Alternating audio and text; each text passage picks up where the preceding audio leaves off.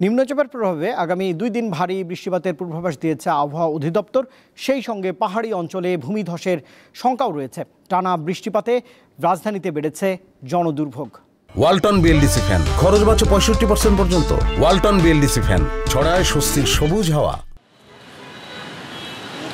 উত্তর পশ্চিম বঙ্গোপসাগরে মঙ্গলবার একটি লঘুচাপ তৈরি হয়, যা আরও ঘনীভূত হয়ে সুস্পষ্ট লঘুচাপে পরিণত হয়। সুস্পষ্ট লঘুচাপটি বৃহস্পতিবার সকাল 6টায় পরিণত হয় নিম্নচাপে।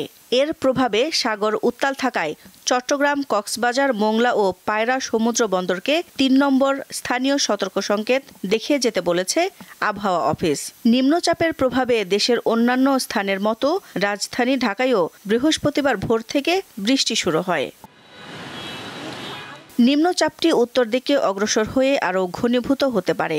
এর প্রভাবে উত্তর বঙ্গোপসাগর উপকূলীয় এলাকা এবং সমুদ্র বন্দরগুলোর উপর দিয়ে দমকা বা ঝোড়ো হাওয়া বয়ে যেতে পারে বলে জানিয়েছে আবহাওয়া অধিদপ্তর। এটা বেসিক্যালি হচ্ছে আজকে যে বৃষ্টির যে ইন্টেন্সিটি রয়েছে, এটা আজকে বিকাল নাগাদ আরও বাড়বে এবং আগামীকালকেও আপনার ভালো বৃষ্টি হবে। মোটামুটি আজকের থেকে আগামীকাল বৃষ্টি আরও বেশি হওয়ার সম্ভাবনা রয়েছে এবং পরশুদিন আপনার হয়তো দুপুর নাগাদ থেকে গ্র্যাজুয়ালি বৃষ্টি কমে থাকবে। এই বৃষ্টি শেষ হয়ে গেলে আবার গেলে আপনার তাপমাত্রা বেড়ে যাবে এবং অনেক জায়গায় হিট ওয়েভ চলে আসবে, বিশেষ করে আপনার জুনের ফার্স্ট উইকে যে সেই সময় বৃষ্টি অনেকটা কমে যাবে।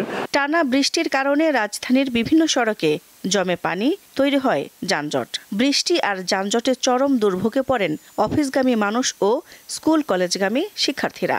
আমাদের বাসার ওদিকে হয়তো আলো উপভোগ করা হয়, কারণ এখন কলেজে আসছি, কলেজ থেকে বাসায় যেতে হয়। আমি গাজীপুর থাকি, তো এখানে বাস পাইতে অনেকটা অসুবিধা হয়। এখন বাসায় যেহেতু যাব, প্রায় 20 মিনিটের মতো দাঁড়িয়ে আছি। এখন জ্যামের কারণে যাইতে পারতেছি না।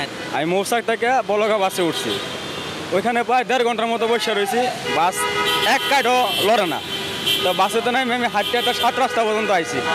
এখন 7 রাস্তা আইসাও আমি দাঁড়ায় আছি, একটা বাস পাই না। অতি ভারী বৃষ্টির কারণে চট্টগ্রাম, রাঙামাটি, খাগড়াছড়ি, বান্দরবান ও কক্সবাজার জেলার পাহাড়ি এলাকার কোথাও কোথাও ভূমিধসের সতর্কতা জারি করেছে আবহাওয়া অধিদপ্তর। দিলশা দ্যানি, দীপ্ত সংবাদ, ঢাকা।